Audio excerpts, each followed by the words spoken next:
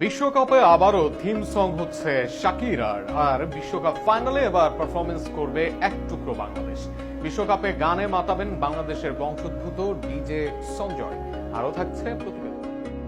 আসন্ন ফিফা বিশ্বকাপ 2026কে সামনে রেখে প্রকাশ করা হয়েছে টুর্নামেন্টটির অফিসিয়াল থিম সং দাই দায়ের টিজার, যা ইতিমধ্যেই ফুটবল প্রেমীদের মধ্যে ব্যাপক আগ্রহ সৃষ্টি করেছে। এই গানের মাধ্যমে দীর্ঘ বিরতির পর আবারও বিশ্বকাপের মঞ্চে ফিরছেন কলম্বিয়ান পপ তারকা শাকিরা। এর আগে ফিফা বিশ্বকাপ 2010-এ তার গাওয়া Waka Waka this time for Africa বিশ্বব্যাপী তুমুল জনপ্রিয়তা অর্জন করে এবং এখনও তা বিশ্বকাপ ইতিহাসের অন্যতম সেরা থিম সং হিসেবে বিবেচিত হয়।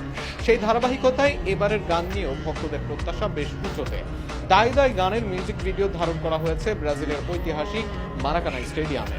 টিজারে দেখা যায় বিভিন্ন দেশের পতাকার আদলে তৈরি পোশাক পরে নৃত্যশিল্পীদের সঙ্গে পারফর্ম করছেন শাকিরা। নিজ দেশ কলম্বিয়ার রঙে তৈরি পোশাকও তার উপস্থিতিকে আরো আকর্ষণীয় করে তুলেছে। এই থিম সঙ্গে শাকিরার সঙ্গে কণ্ঠ দিয়েছেন নাইজেরিয়ান অ্যাফ্রোবিটস তারকা বার্না বয়।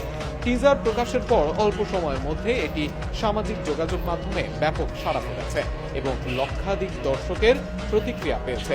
অন্যদিকে উদ্বোধনী অনুষ্ঠান ঘিরেও এসেছে বাংলাদেশের জন্য গর্বের খবর। বাংলাদেশি বংশোদ্ভূত মার্কিন সঙ্গীত শিল্পী সঞ্জয় এবারের বিশ্বকাপের উদ্বোধনী আয়োজনে পারফর্ম করবেন বলে জানা গেছে।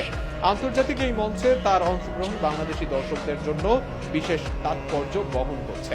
উদ্বোধনী অনুষ্ঠানের মার্কিন পপ তারকা কেটি প্যারির সঙ্গে পারফর্ম করবেন বাংলাদেশি এই তারকা। মাতাবেন লস অ্যাঞ্জেলেসের সোফাই স্টেডিয়াম।